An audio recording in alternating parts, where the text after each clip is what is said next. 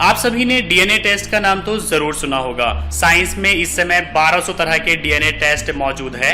DNA test की मदद से आपके किसी शख्स से संबंध के बारे में पता चलता है, यानी कि इस टेस्ट से आपका किसी के साथ माता पिता, दादा दादी, खानदान, वंश, परिवार या जातीय समूह का पता चलता है। इस टेस्ट के जरिए कई बार अपराधों को सुलझाने में तो कभी उत्तराधिकारी साबित करने में मदद मिलती है। इस समय साइंस ने बहुत प्रोग्रेस कर ली है। इसकी मदद से अब न्यू बॉर्न बच्चों में मौजूद किसी बीमारी का पता उसके डीएनए टेस्ट से चल जाता है। सो गाइस, मैं हूं ईशान और आज की इस वीडियो में हम बात करने वाले हैं कि डीएनए टेस्ट क्या होता है और ये कैसे कराया जाता है। तो चलिए शुरू करते हैं।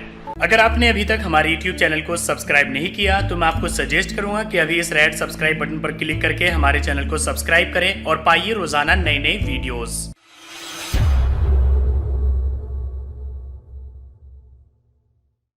सबसे पहले हम बात करते हैं कि डीएनए होता क्या है। 1953 में वैज्ञानिक जेम्स वॉटसन और फ्रांसिस क्रिक ने डीएनए की खोज की थी। अपनी इस खोज के लिए उन्हें 1962 में नोबेल पुरस्कार से सम्मानित भी किया गया था। लिविंग सेल्स के क्रोमोसोम्स में पाए जाने वाले तंतुनुमा अणु को डीऑक्सराइबोन्यूक्लिक एसिड या डीएनए कहते हैं। इसमें जेनेटिक गुण मौजूद होते हैं। डीएनए का आकार किसी घुमावदार सीढ़ी की तरह होता है।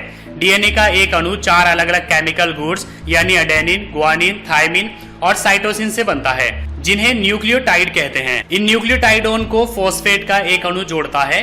डीएनए हर एक जीवित कोशिका यानी लिविंग सेल के लिए जरूरी होता है। डीएनए आमतौर पर क्रोमोसोम्स के रूप में हमारे शरीर में मौजूद रहता है। चलिए हम बात करते हैं कि डीएनए टेस्ट कैसे किया जाता है।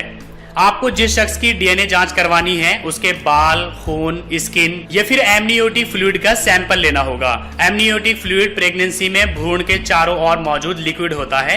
इसके अलावा आप उस शख्स के गालों के अंदरूनी हिस्से से ब्रुश या रुई के जितना नमूना भी ले सकते हैं।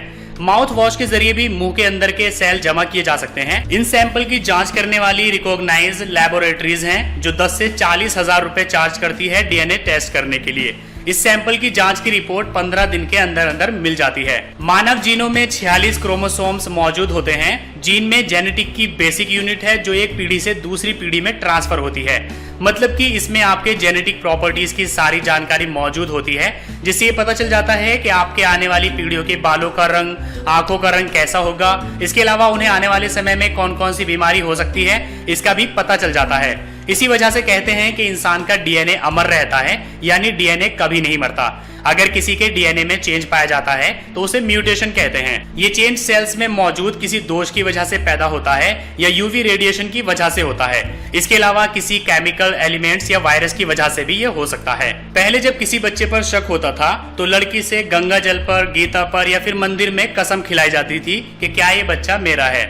अगर वो कसम खा लेती थी तो उसके बाद भी मन में कहीं ना कहीं शक रह जाता था कि कहीं ये बच्चा मेरा ना हो। लेकिन अब डीएनए टेस्ट करा करके आप ये कंफर्म कर सकते हैं कि होने वाला बच्चा आपका है या नहीं। सो गाइस, आज के इस वीडियो में आपने जाना कि डीएनए क्या होता है और डीएनए टेस्ट कैसे किया जाता है। अगर आपको वीडियो पसंद आया है तो उसको लाइक करिए, अपने फ्रेंड्स के साथ शेयर करिए और अगर आपके मन में कोई क्वेश्चन है तो आप नीचे कमेंट करके पूछ सकते हैं।